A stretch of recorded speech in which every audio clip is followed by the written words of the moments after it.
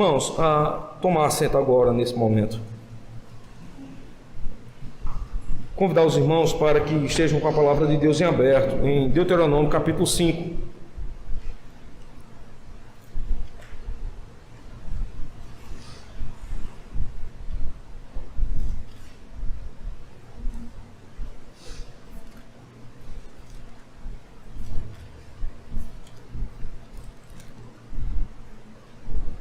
Irmãos, vejam só como é que está aqui a estrutura desse capítulo 5. E aqui eu vou ter um certo cuidado para com os irmãos, para que a gente entenda como é que ele é colocado. Quando eu pensei em pregar o capítulo 5 aqui na igreja, confesso aos irmãos que para arranjar a estrutura do capítulo 5 não é fácil. Então, deixa eu mostrar para vocês como é que esse texto se expõe. Nele, nós temos, aparentemente, em relação a toda a lei do Senhor, um texto curto, não é um texto extenso. Percebam que existem textos na palavra do Senhor em que envolvem até 3 capítulos. Por exemplo, geralmente quem observa o livro de Levítico, que foi um livro exposto aqui na igreja, você tem no livro de Levítico até 3 capítulos juntos. 3 capítulos juntos. Capítulo 12, capítulo 13, capítulo 14. Então você, quando olha para aquela estrutura textual, se, por exemplo, o pregador fosse expor todo o texto, né, sem fazer divisões dele. Então, alguém poderia dizer assim, irmãos, o culto deve começar de 7 horas da manhã para ver se de 12 horas ele termina, porque a exposição será demasiadamente longa, né? E eu me lembro, quando nós fomos fazer aquela exposição, nós fizemos ali uma tríplice repartição do texto. Nós dividimos o capítulo 12, dividimos o capítulo 13, dividimos o capítulo 14, para que a igreja tivesse noção do que é que estava sendo colocada diante dela. De semelhante forma acontece aqui no capítulo 5. Você tem uma estrutura que ela apresenta ou aparenta, porque não é clara, uma possível divisão. Uma possível divisão. Então, se ela apresenta essa divisão, são 3 textos diferentes. Não sei se você está me entendendo. Se a divisão única, o texto é sólido. Se a divisão é trina, então você tem 3 divisões do texto.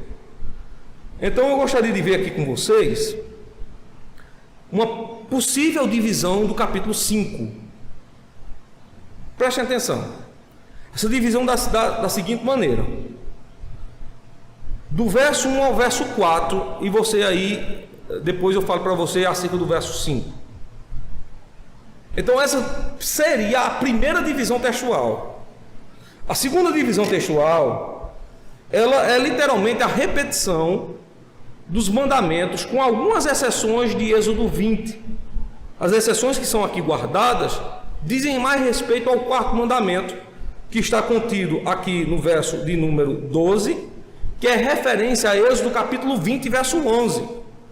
Alguns textos pactuais que estão aqui no verso de número 14 divergem um pouco do que está escrito lá em Êxodo capítulo 20, a partir do verso de número 11. Essa segunda divisão textual, ela se estenderia até o verso de número 21. A terceira, então, era como o povo de Deus poderia, portanto, através de Moisés, receber essa aliança. Isso vai do verso de número 22 e se estende até o verso de número 33. Então vejam só, irmãos. Existem teólogos do Antigo Testamento, e principalmente aqueles que observam a lei, que se fossem pregar o capítulo 5, eles pregariam do verso 1 ao verso 33. Porque eles vão dizer o seguinte: olha, essa tríplice divisão textual, ela não é clara. E portanto, se não é clara, então todo o texto deve ser exibido do 1 ao 33. No entanto, outros pregadores e outros também exegetas e teólogos do Antigo Testamento iriam dizer o seguinte: a divisão, ela é aparentemente perceptível. E por que eu digo aparentemente perceptível? que as palavras pactuais, apesar de se fazerem presentes no texto, elas são apresentadas de maneira diferente. Vocês vão ver isso aqui. Lembram que quando eu introduzo um capítulo aqui, um texto aqui na pregação de domingo pela manhã, eu sempre uso essa expressão, irmãos, vejam, que o Senhor agora fala de forma pactual, dessa maneira na introdução de cada capítulo. Então aqui, por exemplo, vou abrir de forma aleatória aqui, nos textos do Antigo Testamento, aqui no livro de Levítico. Por exemplo, você tem aqui dentro do livro de Levítico, aquelas palavras bem claras de forma pactual. Por exemplo, capítulo 1, verso 1. E chamou o Senhor a Moisés. Capítulo 4, verso 1. Falou mais o Senhor a Moisés. Então você encontra a divisão textual nessa expressão: chamou o Senhor, falou o Senhor, disse o Senhor. Você encontra de forma muito clara. Aqui no capítulo 5, percebam que essa divisão ela não está muito clara. Observem só a primeira palavra que você encontra no verso 1, capítulo 5. Chamou a Moisés. Percebam a primeira palavra que está no verso 6 do capítulo 5. Eu sou o Senhor teu Deus. Aparece no verso 1 a palavra chamar. Aparece no verso 6 o nome de Deus, que não está aqui no verso 1. Mas qualquer biblista sabe que o verso 1 é uma divisão textual. E não seria divisão textual também o verso 6? Então há uma separação aqui de textos entre o que diz o verso 1 e o que diz o verso de número 6. De forma rapidinho, observe aí o verso de número 22. O verso 22 é muito claro com isso. O verso 22 parece ser as mesmas palavras que aparecem nas introduções de cada capítulo. Veja só, o verso 22 diz assim: estas palavras falou o Senhor a toda a vossa congregação no monte. O que eu estou querendo dizer com isso? É que se a Bíblia, em termos de capítulos, fosse dividida de acordo com essas divisões textuais, o capítulo 5 iria do verso 1 ao verso 4. O capítulo 6 começaria no verso 6. O verso 6 seria verso 1. E o capítulo 7 seria o verso 22 em diante. E o verso 22, portanto, seria verso 1. E o que você chama de verso de número 33 seria verso 11. Vocês estão entendendo aí como é que está aparecendo essa compreensão do texto bíblico? Como é que a gente resolve isso? Então, primeiro, vou mostrar para vocês que a divisão em capítulos e versículos, ela não é uma divisão que é feita pela própria Bíblia, pela própria palavra de Deus. Se você pega o texto do Antigo Testamento e pega o texto do Novo Testamento e junta, você não vai ver que ele é dividido por capítulo e versículo. É um texto corrido. Principalmente aqui no Antigo Testamento, principalmente aqui na lei, que nós temos ele em forma de narrativa. É diferente, por exemplo, lá dos Salmos, que é de forma poética, e a linguagem poética, a escrita poética é um tanto diferente. Ela é em trechos, é em versos. Mas aqui não é uma carta corrida. E essa carta corrida, ela começou a ser dividida, primeiramente, pelos estudantes do Antigo Testamento, chamados de masoretas. E quando eles fizeram essa divisão de capítulo, primeiramente, e depois de versículo, foi para facilitar o estudo deles, e não somente o estudo, mas a tradução. Não foi Deus que dividiu o capítulo 1, o capítulo 2, agora é capítulo 3, capítulo 4. Deus não fez isso. Foram os masoretas, os estudantes, dividiram primeiramente em capítulos, e depois no século XI começou a ser dividido naquilo que nós chamamos de versos. Ok? Então essa divisão aqui, ela não segue um programa didático estabelecido pela própria palavra do Senhor. É assim que se entende. Irmãos, agora eu vou mostrar para vocês porque que a pregação será entre o verso 1 e o verso 4, e aí incluso também o verso de número 5. No meu entendimento aqui, você tem uma clara divisão textual. Se a divisão textual deve ser respeitada, então ela não deve ser exposta junta, mas dominicalmente como uma porção do alimento de Deus. E aqui nós temos entre o verso 1 e o verso 4 essa colocação. Eu entendo que o verso 6 é uma outra divisão textual. Eu não estou sozinho nisso. Alguns dos melhores teólogos do Antigo Testamento, dos quais eu sigo, fazem essa mesma divisão. Ok? Então, pelo menos 4 fazem essa mesma divisão que eu estou fazendo aqui para os irmãos. Então a exposição aí vai de fato do verso 1 ao verso de número 4. O que é que nós temos aqui dentro do verso 1 ao verso de número 4, incluso o verso 5? O que nós temos aqui primeiramente é Deus mais uma vez se revelando ao seu povo, anunciando que esse povo receberia a lei. Então é a primeira coisa que Deus faz. A segunda coisa que Deus faz aqui é lembrar para eles que eles receberam a aliança, e que essa aliança não foi feita com ímpios. Você pode ver isso muito bem no verso número 3. Ainda que esses ímpios estivessem andando entre o povo de Deus. E muito bem, nós quando lemos o verso número 3, lembramos daquilo que disse Cristo. Onde se encontra o joio? Joio não se encontra em uma mata colocada só, ou em uma plantação única. Ninguém diria assim, eu plantarei só joio. Mas o joio, geralmente, ou comumente, é encontrado aonde? No meio do trigo. No meio do trigo. E o mais impactante a isso é que Deus é responsável por fervorosa separação. No entanto, nenhuma separação se dá de forma comum. Para fazer isso, Deus utiliza de um instrumento. E o instrumento que ele usa para separar joio e trigo chama-se fogo. O fogo do Senhor faz separação entre o joio e o trigo. E uma clara percepção textual, irmãos, é que se Deus faz uma separação entre joio e trigo, quem recebe fogo é o joio, e quem recebe consolação e repouso ou descanso é o trigo. Por fim, nós vamos ver que o texto também nos mostra algo agradável. Porque vejam só, irmãos, o que está sendo evocado aqui no verso número 3, o local que é dito, que nós lemos no verso 30, lá em Êxodo. O povo vê que Moisés demora. E eles criam ali 3 situações fáticas. 3. Eles dizem assim, Moisés demora. Provavelmente morreu. Porque viu a Deus. Segundo, se Moisés morreu, portanto Deus o matou, então Deus também nos abandonou. Nós não temos Deus. Então nós estamos no deserto e nós não temos a Deus. Moisés morreu, nós não temos a Deus. E se nós não temos a Deus, o que é que nós vamos fazer? Nós vamos chamar um Deus para nós.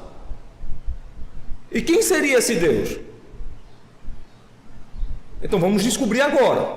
Aí eles disseram assim, através de Arão, vamos tirar todo o ouro que está sobre as narinas, as orelhas, os tornozelos e as mãos.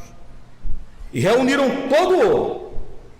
Depois fundiram o ouro e jogaram o ouro ao chão. E apresentou-se uma coisa semelhante a um bezerro. E eles chamaram aquilo de quê? Este é o nosso Deus. Deus, vendo esse fato, diz assim, Moisés, desce que o teu povo se corrompe contra mim. E eu vou matá-los. Moisés desce, portando sobre suas mãos, e aí é um sinal de que ele estava vivo, né? Que ele desceu. O povo viu, retira os olhos de sobre Moisés. Percebam só, irmãos, a leitura do texto de Êxodo, como ela é impactante. O povo olha para Moisés e diz assim, nós não podemos contemplá-lo, porque o seu rosto brilha como se Deus estivesse com ele. Ele não, imagina, se o povo não podia nem contemplar Moisés, imagina Deus. E eles viraram o rosto quando Moisés dizia, Moisés lança as tábuas da lei sobre aquela figura que apresentava-se como algo como que um bezerro, a quem eles chamavam de Deus. Aquilo foi destruído. Moisés, portanto, incinera aquelas coisas. Mas perceba só, o povo que pecou contra o Senhor também é morto pelo quê? Pelo fogo. Deus tirou de entre os seus aqueles que por meio da iniquidade praticaram idolatria. Então o verso 3 vai nos lembrar isso. No entanto, no verso número 4, você vai ver então que o Senhor, ele coloca um mediador. Porque Deus vai dizer assim: eu falei com vocês no meio do fogo. Deus vai colocar aqui para o povo um mediador. E esse mediador, ele tem uma responsabilidade só: é de falar para o povo todo o desígnio de Deus. Olha, o povo gostando ou não, todo o desígnio de Deus seria colocado diante do povo, e o povo deveria se submeter àquela palavra de Deus, para que o povo soubesse aquilo que Deus esperava de todos eles. Então, irmãos, vamos aqui diretamente ao texto. E o texto aqui vai ser dividido justamente nos versos que estão divididos, e eles são partes dentro desse texto que é formado aqui entre o verso 1 e o verso 4, incluso o verso 5.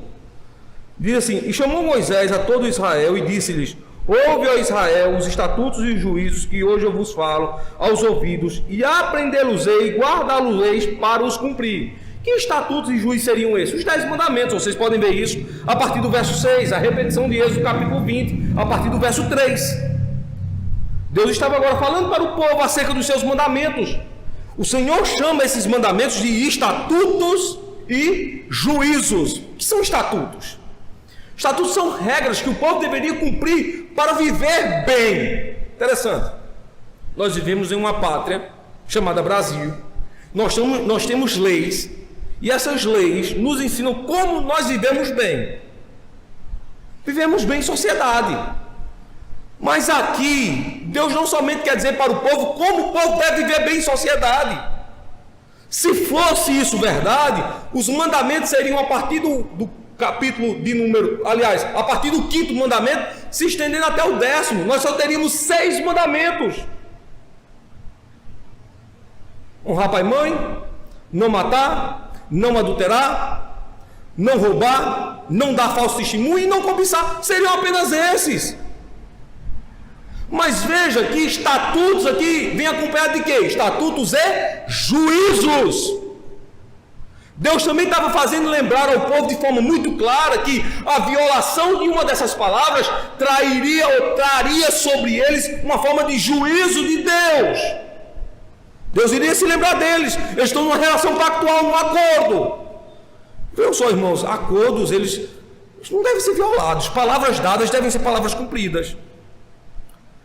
Se você empenhar a sua palavra com alguém, cumpra, vá até o fim.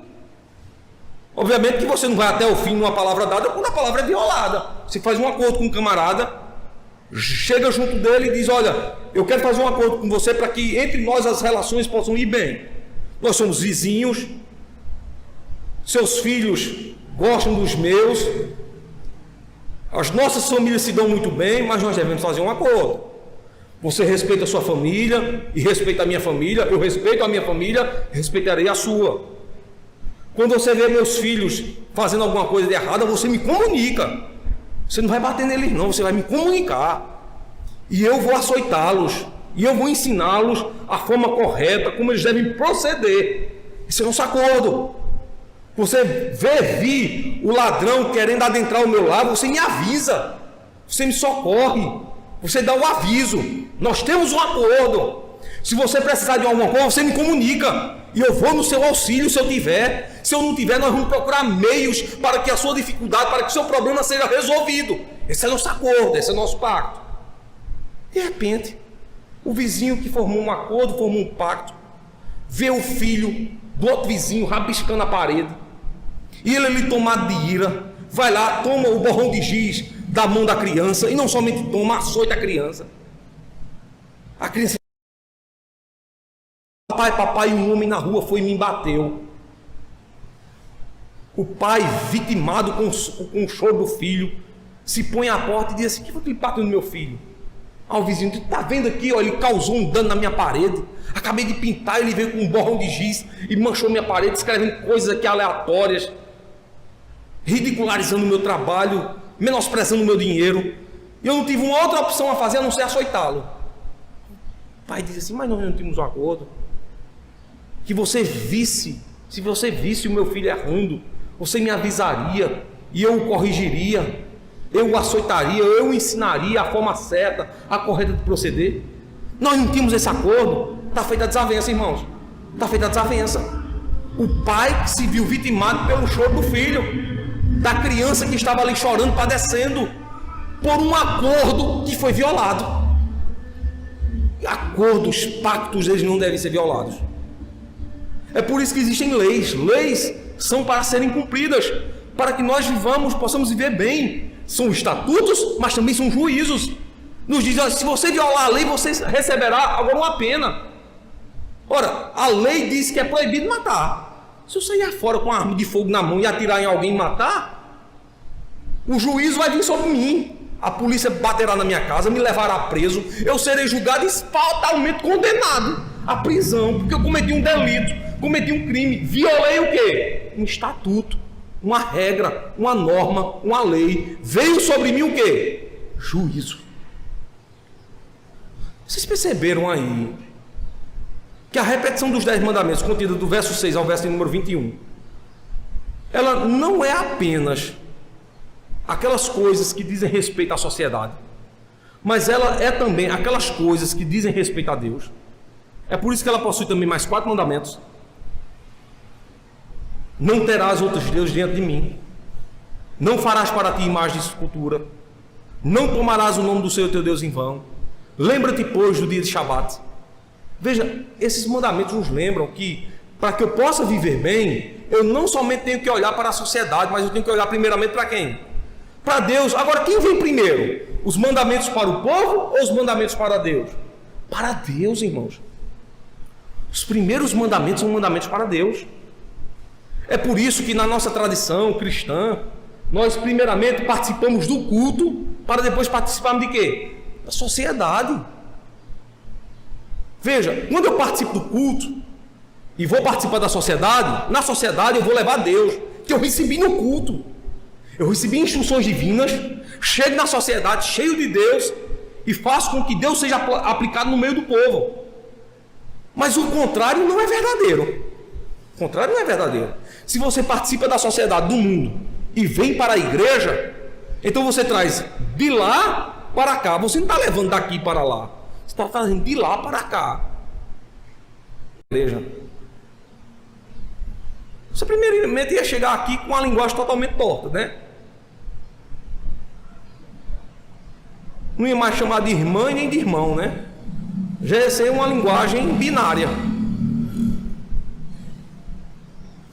Você ia defender posturas que vão de encontro à palavra do Senhor. Você ia dizer, olha, todos os homens são iguais. Nós somos filhos do mesmo Deus. Em outras palavras, todos os caminhos levam ao Senhor. Então, tanto faz eu ser crente, como eu estar lá fora, Deus me ama.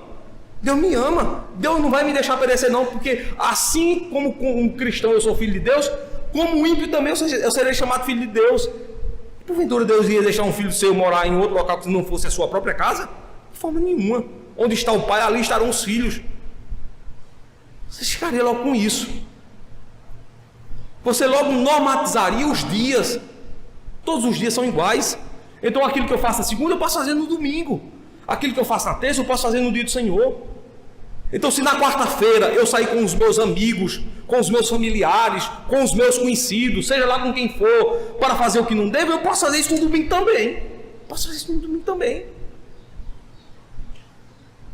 Eu devo dar prioridade aos meus. Então veja, se você acreditasse nisso, se você vivesse a sociedade, ao invés de viver a Deus primeiramente, você estaria incorrendo num gravíssimo erro. E a consequência sobre você seria terrível. Porque se você observa os estatutos dos homens, ao invés de primeiramente buscar o reino de Deus e sua justiça, o que advém sobre você é juízo. O que advém sobre você é juízo. É por isso que os crentes, eles primeiro olham para a Escritura, para o culto, para a adoração, para primeiro eles serem abastecidos por Deus, para que eles possam impactar a sociedade em que vivem. Irmãos, e claramente nós não somos iguais. Nós não somos iguais. Por esse primeiro aspecto aqui que Moisés dando a lei ao povo, ele queria fazer uma clara distinção. Vocês são diferentes. Esse mundo corrompido, ele vaga em trevas. Vaga em trevas. Não fique pensando que o mundo tem algo bom para nos dar. Algo bom que eu falo aqui não é algo bom para o nosso deleite físico. Ninguém vai dizer que as águas termais que nós temos no mundo são ruins. São boas. Quem não gostaria de ter uma fonte termal dentro da sua casa? São boas. Ninguém vai dizer que a natureza é horrorosa. Pelo contrário, é bela, maravilhosa, é esplêndida. É esplêndida. Nós não vamos dizer que a ciência é ruim. Não é maravilhosa, mas é boa. Veja, o mundo oferece várias coisas. Mas perceba, nenhuma delas deve ser prioritária para a nossa vida, tal qual deve ser o reino de Deus. Quando Cristo instruiu os seus discípulos, diz assim: buscai primeiro o reino de Deus e sua justiça. Eis aqui, portanto, a nossa diferença, irmãos. Enquanto que o mundo vaga em trevas, sem saber para onde vai e o que fazer, nós somos o candeeiro de Deus entre as nações. Nós somos luz do mundo para aqueles que andam em trevas. E principalmente para aqueles que estão próximos de nós. Infelizmente, muitos maridos de muitas irmãs aqui na igreja não pertencem a Cristo. Muitos filhos estão distantes da igreja. E você tem dentro da casa uma senhora cristã, uma mulher cristã, que é a única lâmpada para um lar. Você é luz para a sua casa. Seus filhos, seu marido, seus achegados, os mais próximos, olharão para você. Olharão para você. E ouse errar se eles já não colocam o dedo em riste. Quando você acerta, nenhum elogio é dado. Nenhum elogio é dado. Você acerta o dia inteiro. Erre uma só vez. Porque eles logo dizem: mas você não é crente? Mas você não é crente? Você está fazendo isso? Como é que pode? Não é você que tem uma Bíblia e que vai para um culto procedendo dessa forma? Onde já se viu? E usa uma lição de moral, como se fossem padrões morais. Quando a gente olha assim, é só o imoral, querendo corrigir o certo. Dá vontade de dizer: não toma vergonha, rapaz. Onde é que já se viu? Tu é doido, rapaz? Veja, a luz, ela é claramente percebida. Ela é claramente percebida. E às vezes ela não é valorizada. Você tem um único pico de luz dentro de casa. Aí todo mundo fica dizendo assim: ah, é uma escuridão só dentro de casa, é uma escuridão só. Só esse pico de luz, ó, tá vendo?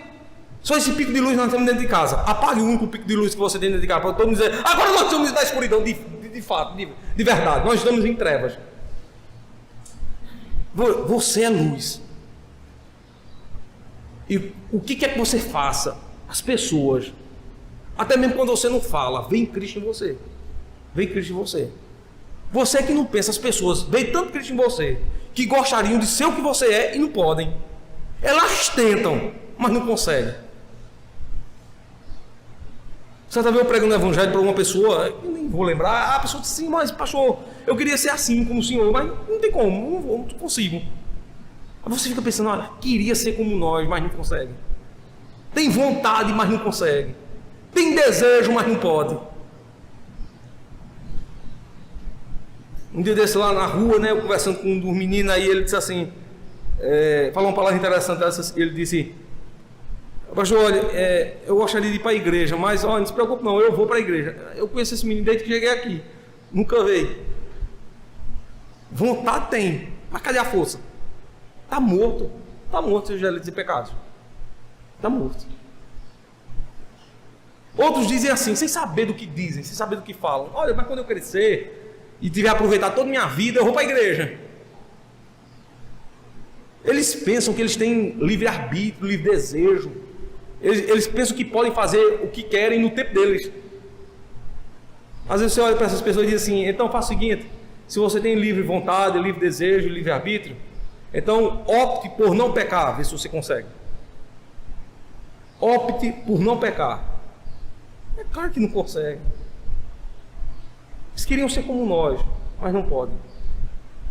É nesse sentido, irmãos, que nós somos luz e nós somos diferentes. E é para esse povo que Deus está entregando a sua lei, para que esse povo não somente viva bem em sociedade, mas também viva bem diante dele. E aqui o princípio da bondade é esse, irmãos. Primeiramente, você observar Deus, o culto e suas regras, para que você possa viver bem em sociedade. Se você menospreza o culto, a lei de Deus e as suas regras, você vai viver na sociedade conforme eles vivem, conforme eles fazem. Tanto é que a regra que estimula eles é assim: se eu tiver tempo, se me sobrar um tempo, eu vou para a igreja. Se eu tiver tempo e me sobrar um tempo, eu leio a palavra de Deus. Se eu tiver tempo e sobrar um tempo, eu faço isso ou aquilo. Estão equivocados, irmãos. Estão equivocados. Eles não têm a lei do Senhor. E observem um dano que eles vão começar a adentrar. Primeiro, irmãos, é que Deus começa fazendo uma separação. Verso número 2. Observe aí. O Senhor nosso Deus fez conosco aliança em Horebe. Observe a palavra. O Senhor nosso Deus. Não é o Senhor Deus, é o Senhor nosso Deus. A palavra nosso aqui é um sintoma de possessão. É um ato possessivo. O povo está dizendo, ele é nosso Deus, ele é exclusivamente nosso. Ele não é deles, é nosso Deus. E conosco ele fez aliança. A aliança dele está conosco, não está com todos. É aqui onde muitos erram dizendo o seguinte: Deus é pai de todos. E todos são filhos de Deus. Primeiro que Deus não é pai de todos, no sentido de paternidade, né? Estou falando de criação. E a prova de que nem todos são filhos de Deus é porque a maioria deles vive no engano. E quem é o pai do engano, o pai da mentira nesse sentido aqui não é Deus, mas você sabe muito bem que é o diabo. E são tão filhos do diabo que vivem conforme o diabo gosta. Uma noite dessa eu estava com a leve na rua e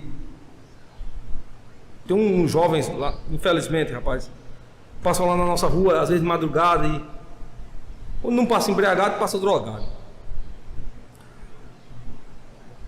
E passou umas meninas da rua, muito conhecida nossa, pessoal daqui, estava com eles, né? E eles iam lá conversando, quando uma disse assim: eita, eles iam com uma bebida, uma latinha de bebida na mão, e quando disseram assim: nós estamos hoje do jeito que o diabo gosta. Eu disse: é verdade. Nisso aí não mente não, tá? Então mesmo. Estamos do jeito que o diabo gosta. Não, é isso mesmo, é verdade. Então, pensa um povo verdadeiro, é esse aí. Irmãos, vejam, eles claramente dizem assim: nós somos de quem somos. Nós somos de quem somos. Porque eles vivem literalmente esse mundo com prazer e gosto. Tanto que o adágio daquele que não serve a Deus é assim: eu devo aproveitar a minha vida. E eles fazem tudo para aproveitar a vida mesmo. Eles vivem de forma alucinada, como se aquele dia fosse o último dia de suas vidas. E vocês sabiam que os atos deles nos ensinam muito? Porque eles vivem essa vida como se fosse o último dia de suas vidas. E muitos crentes não vivem o culto como se esse fosse o último culto de suas vidas. Ainda que o nosso culto ele seja uniforme, na medida que todo domingo você sabe o que é que vai acontecer no culto. Você sabe, nós ouviremos Santa Convocação, ou sofreremos Santa Convocação, nós pediremos a Deus perdão pelos nossos pecados, nós cantaremos os salmos, nós leremos e confessaremos a palavra de Deus, e por fim nós ouviremos a exposição do Evangelho de Cristo e tomaremos assento na mesa do Senhor. Todo mundo sabe como é que o culto acontece. Todo mundo sabe como é que o culto acontece. Mas cada culto em si ele é diferente. A palavra é diferente, a palavra é outra, a porção do Evangelho é outra, a comida é diferente. O que eu falei domingo passado nada tem a ver com o que eu estou falando agora, em termos de sentido de ser a mesma palavra. Tem a ver no sentido de conexão. O culto é diferente, mas os crentes não aproveitam isso. Muitos crentes dizem até assim: olha, eu perdi esse culto domingo, mas olha, domingo que vem eu vou estar na igreja. E como se fosse o seguinte: domingo que vem eu substituo o domingo que eu perdi. E é só o que está passando na cabeça dos crentes. Nem com as pedras eles conseguem aprender. As pedras, quando clamam, dizem assim: nós devemos aproveitar todo instante de nossa vida. Aí vocês vêm passando em alta velocidade nos carros e nas motos, empinando, pulando. bebendo todas como se aquele litro de cerveja ou de cachaça fosse o último litro de cerveja de cachaça do bar. Eles querem beber tudo. Eles querem de fato aproveitar tudo que tem a seu alcance. Aí não se contentam com uma única mulher e tá com um, e tá com outro, e tá com aquela outra, e se possível pega todo mundo, e todo mundo se beija, e todo mundo se abraça. E é um desmantelo só. Utilizam até as mesmas roupas. Você não sabe mais quem é homem, quem é mulher. Vem no meio da rua, de repente, que é aquilo? Você só descobre quando chega perto ou quando fala. Estão aproveitando o mundo. E você vê essas coisas e não aprende com eles. De como você deve aproveitar a Cristo. O culto que o Senhor lhe dá, o Senhor é seu. A aliança é com você, não é comigo. É conosco, irmãos. E às vezes a gente não aproveita isso. Não aproveita. E a gente trata essa relação com Deus como se fosse uma relação de preenchimento. Olha, eu faltei o culto domingo passado, mas eu vou pro próximo culto, eu vou estar lá na igreja e vou preencher o vazio que eu fiz domingo passado. Porque domingo que vem eu não vou estar nem na igreja, eu vou sair para fazer as minhas atividades, vou pro shopping, vou para o comércio fazer minhas compras, vou na casa da minha amiga que faz tanto tempo que eu não vejo, para quando for domingo, daqui a 15 dias eu aparecer de novo na igreja, para substituir aquele culto que eu faço. A cabeça dos crentes, irmão. Você fica besta com um negócio desse. Você às vezes fica olhando assim, mas rapaz, tanto que a gente tem ensinado, tem proclamado, tem dito aqui para você, não está descendo o coração não, às vezes, irmão, sinceramente. A gente pensa e fica se perguntando, esse porra é crente mesmo? Esse comportamento aí é de crente mesmo? Outro dia eu conversando com uma irmã aqui da nossa igreja, eu falava sobre isso com ela, com essas mesmas palavras. Com essas mesmas palavras. Ela disse, pastor, deixa eu dizer um negócio aqui para o senhor. É porque o senhor às vezes é muito Caxias. Eu disse, você é. Você tem certeza que sou eu? Você é. Olha, tu vê nas outras igrejas, os crentes só vai quando quer. Eu sei assim que você quer? É. Tu vê, pastor, fulano, minha vizinha. Lá na igreja tal, falou o nome da igreja aqui da nossa cidade. Pois olha, só vai na igreja uma vez no mês. Para levar o dízimo. Tu vendo, pastor? E é feliz que só. E é feliz que só. Pois é, pastor, eu ainda vou na igreja, o senhor ainda se gaba, que eu apareço na igreja umas 3 vezes ou 4 vezes no mês. Mas fala, meu Jesus. E naquela está crendo nisso mesmo? Para você fazer a cabeça de uma mulher e me explicar um negócio, e cabe.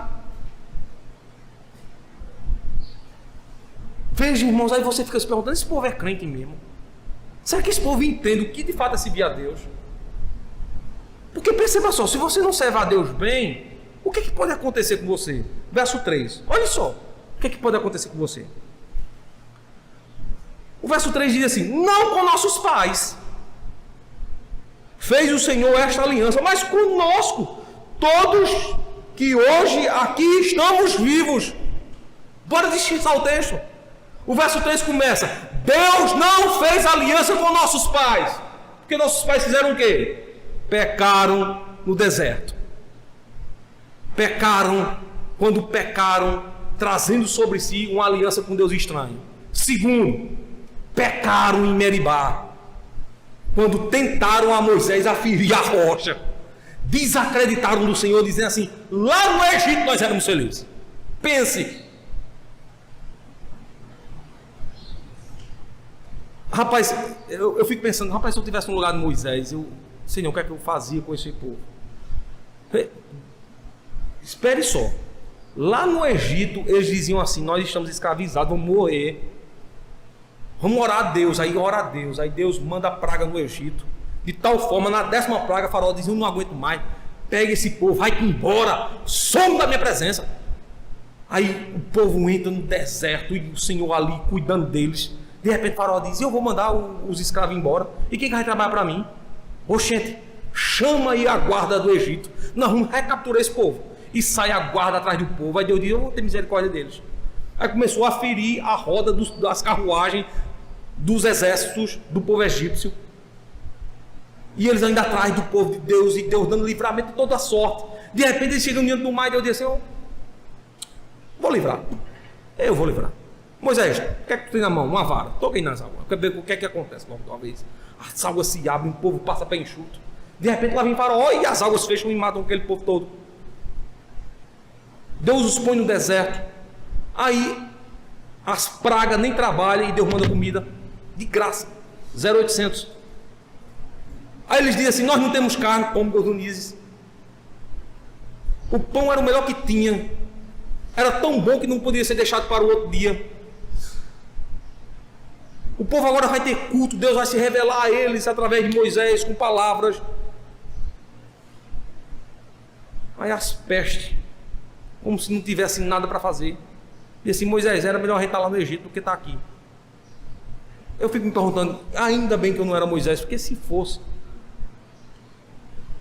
eu dizia assim: Senhor, mata tudo, uma vez, mata.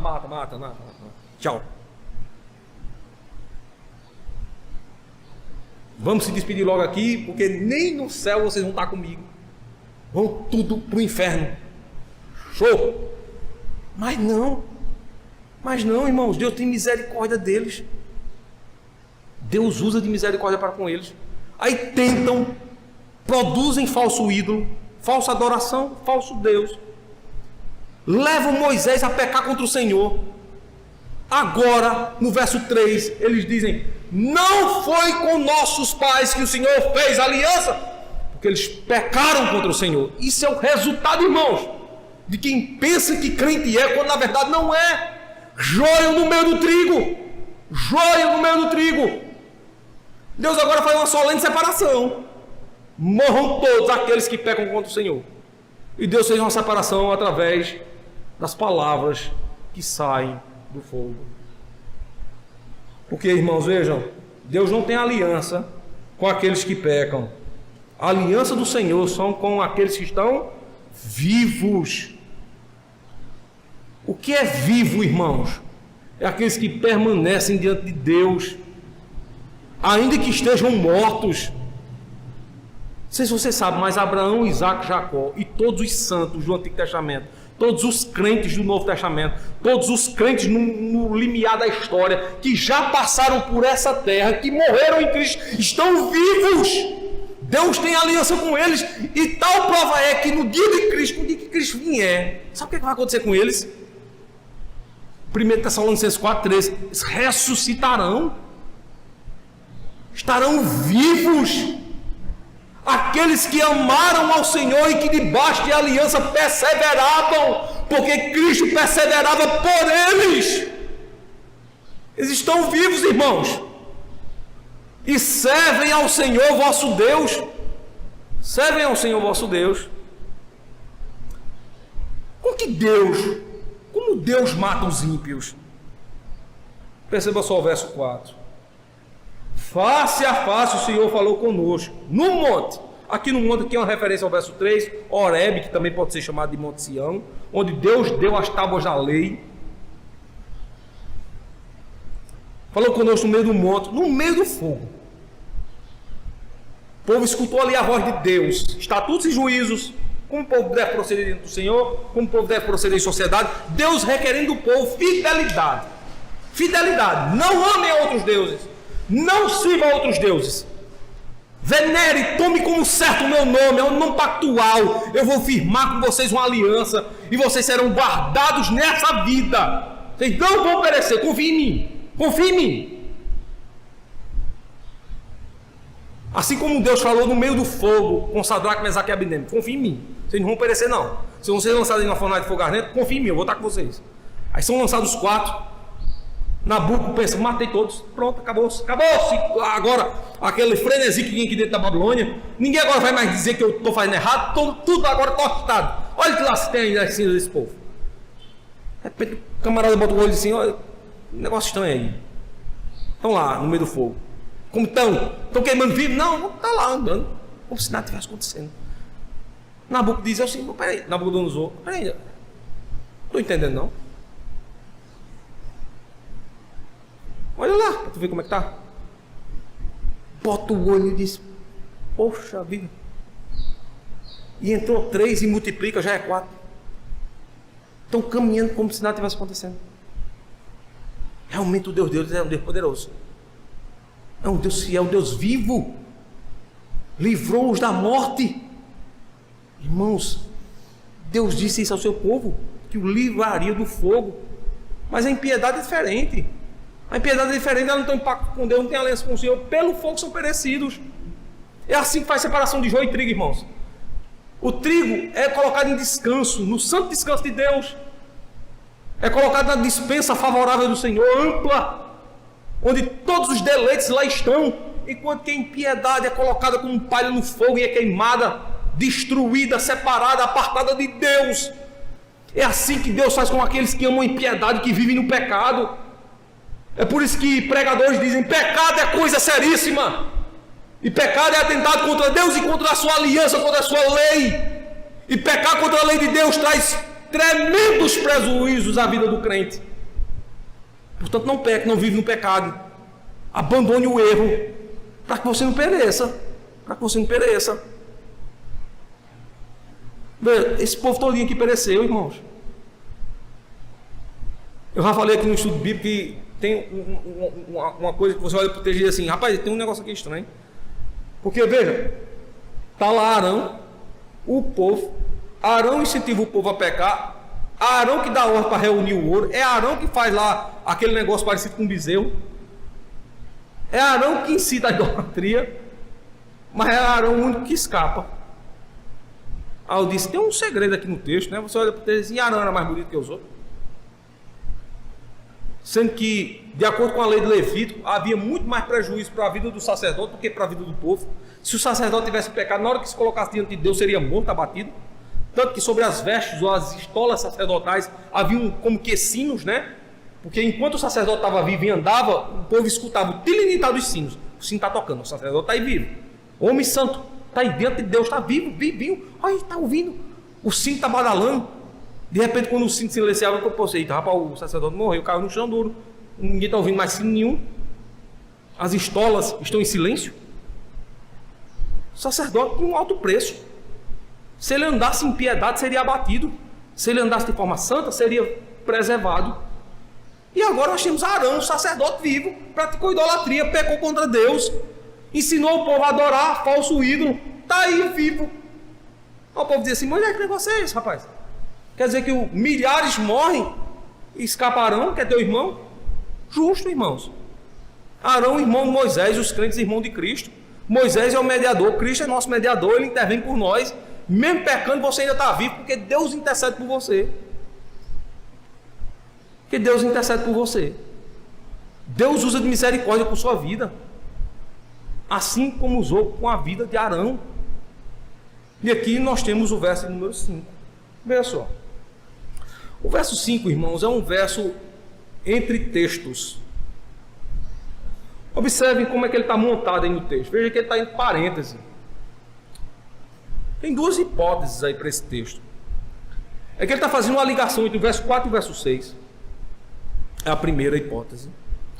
A segunda hipótese, a que eu não acredito, é que esse texto foi acrescido por algum copista. O que é o copista? É aquele que fazia a redação do Antigo Testamento, escrevendo de um texto para o outro. Lembre-se que na época de Moisés e na época do povo do Antigo Testamento, você não tinha uma copiadora que dizia assim: vamos imprimir aqui 100 partes do Antigo Testamento. Os textos eram passados mão a mão. O escriba estava lá escrevendo. Era o secretário. A palavra escriba também pode ser traduzida para o secretário. Estava lá escrevendo. Então foi um acréscimo do escriba, o verso 5, na interpretação de alguns. Eu não acho que seja. Acho que o verso 5 de fato é palavra da lei, é palavra de Moisés, e portanto é palavra de Deus.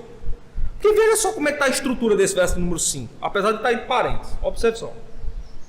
Naquele tempo, eu estava em pé entre o Senhor e vós, para vos notificar a palavra do Senhor, porque temestes o fogo e não subistes ao monte. Possibilidades desse verso 5.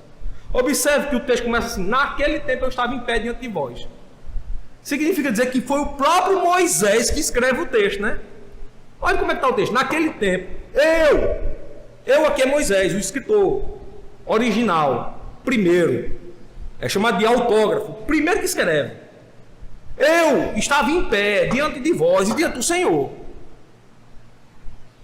Alguns estudiosos do Antigo Testamento vão dizer que não, esse texto aqui é literalmente um escritor marginal chamado de escriba, marginal não no sentido estrito da palavra, marginal de ser infrator. Marginal é alguém que está ao lado, à margem de Moisés. Alguém que foi lá e pega o texto e escreve como se o próprio Moisés estivesse dizendo. Então o eu aí não é de Moisés, o eu é do escritor. Mas qual é a dificuldade de entender isso? Primeiro, irmãos, que o texto não está em terceira pessoa, está em primeira pessoa. Eu, Moisés, é em primeira pessoa. Segundo, dá detalhes acerca do que ele vê. Um escritor ao lado, à margem de Moisés, não diria isso. Mas ele coloca aqui detalhes. Vejam só. Ele estava em pé entre o Senhor e observe. Somente um escritor original poderia citar o nome do Senhor como o nome é. Observe que aí nós temos Senhor todo em letra maiúscula. É uma referência ao nome de Deus. Eu falei isso quando eu preguei aqui em Êxodo capítulo 3, verso 6, que quando aparece pela primeira vez o nome Senhor, todo em caixa maiúscula, é uma revelação de quem de fato é Deus. Ele diz assim: eu estava em pé diante do Senhor e diante de vós, para vos notificar a palavra do Senhor. A palavra notificar aqui é falar para vocês a palavra do Senhor, pregar para vocês a palavra do Senhor. E um escriba não faria isso, porque o escriba não era pregador. O pregador é o profeta, e o profeta era Moisés. Porque temestes o fogo e não subistes ao monte. Temestes a Deus, o fogo, Deus que revelava-se em meio de fogo, e vocês não subiram ao monte e eu subi. Eu estava diante dele. É aqui a questão do mediador.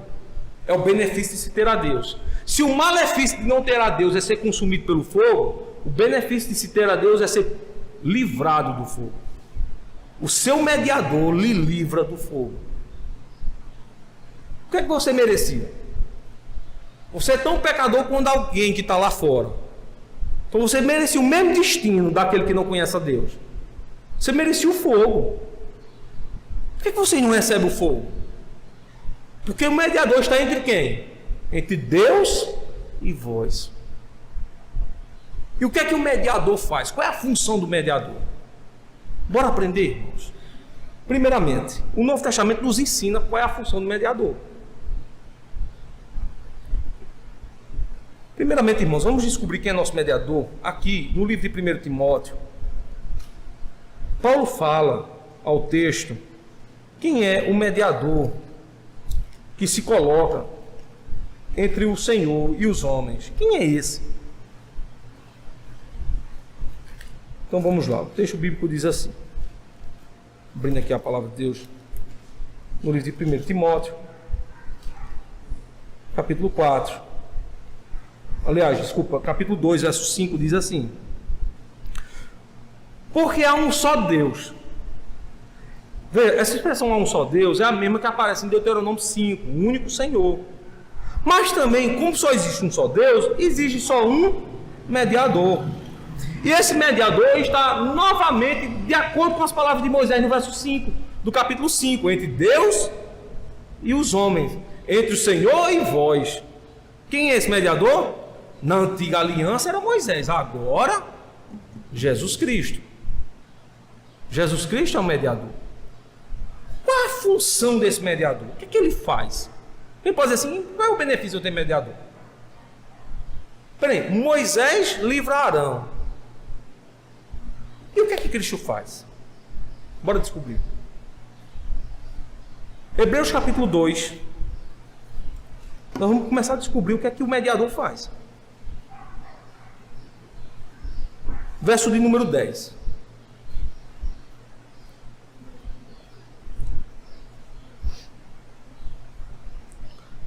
Hebreus 2:10. Porque convinha que aquele para quem são todas as coisas, e mediante ou como mediador, a quem tudo existe, trazendo muitos filhos à glória. O que é que ele faz? Traz muitos filhos a uma glória. Consagrar pelas aflições o príncipe da salvação deles.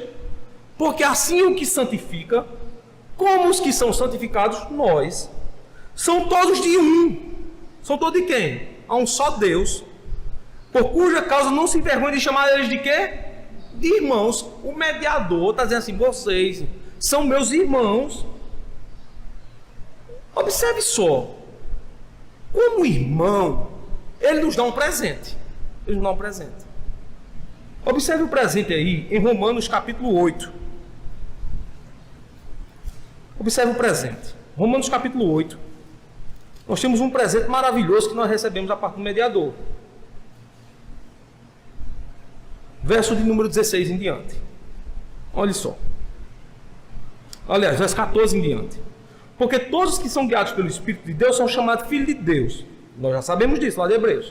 Porque não recebemos o espírito de escravidão, ou seja, nós saímos do Egito, do mundo, para outra vez estardes em temor, mas recebeste o espírito de adoção, ou seja, nós somos adotados. É por isso que ele nos chama de irmãos, de filhos, pelo qual clamamos agora, Pai querido, Abba Pai.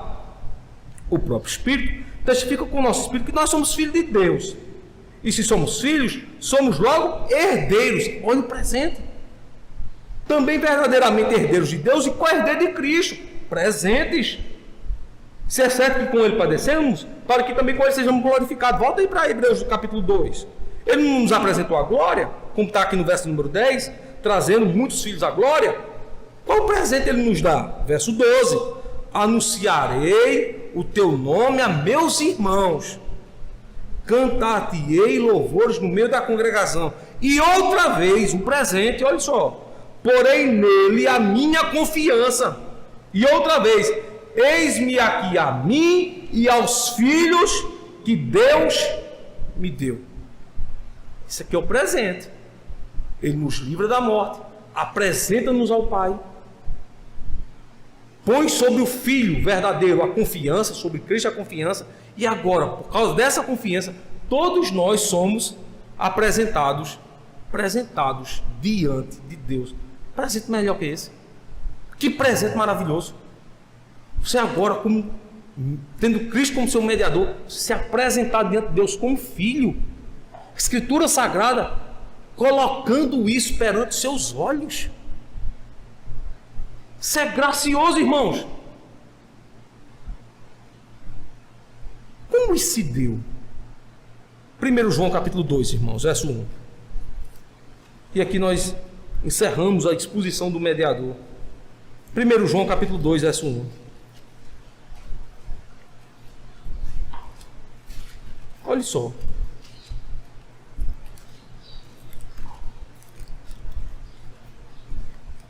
Ele faz assim conosco.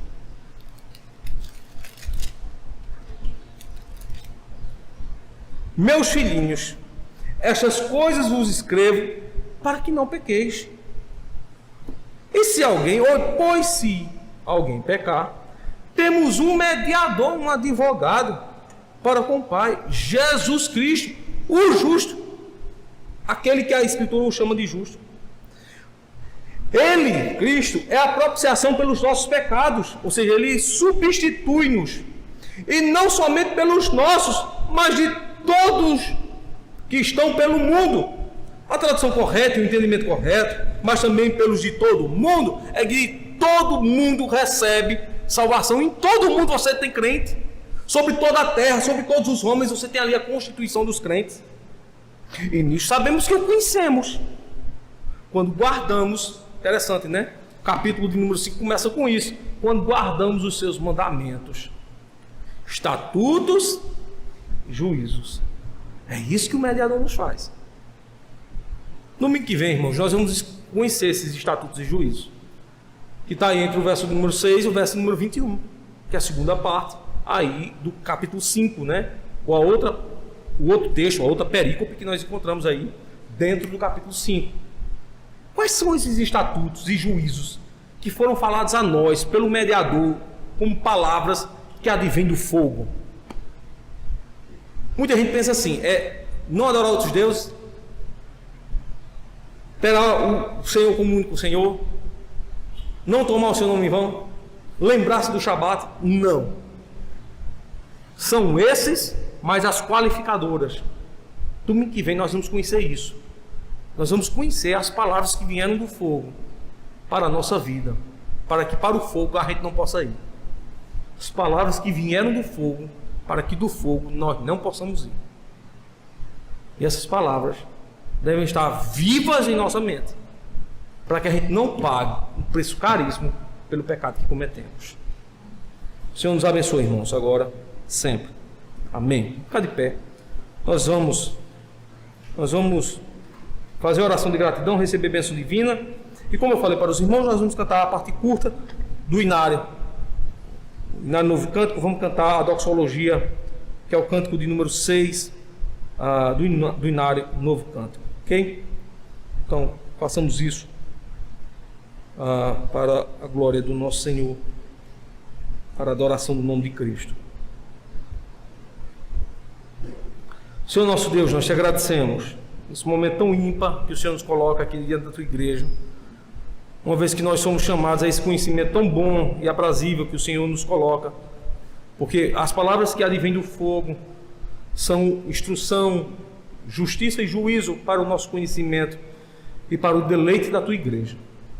A nossa oração, Senhor, é que o Senhor nos mantenha em paz, nos livre do mal, nos habilite na tua justiça, nos capacite no teu evangelho e sempre nos chame para a tua comunhão, como crentes que levam a sério aquilo que o Senhor nos diz. Então ensina-nos, ó Deus, abre o nosso entendimento e o nosso coração para que sempre possamos compreender a tua palavra. É o nosso desejo, e nós o fazemos em nome do Senhor Jesus Cristo, nosso Deus, aquele que vive, que reina para todo sempre.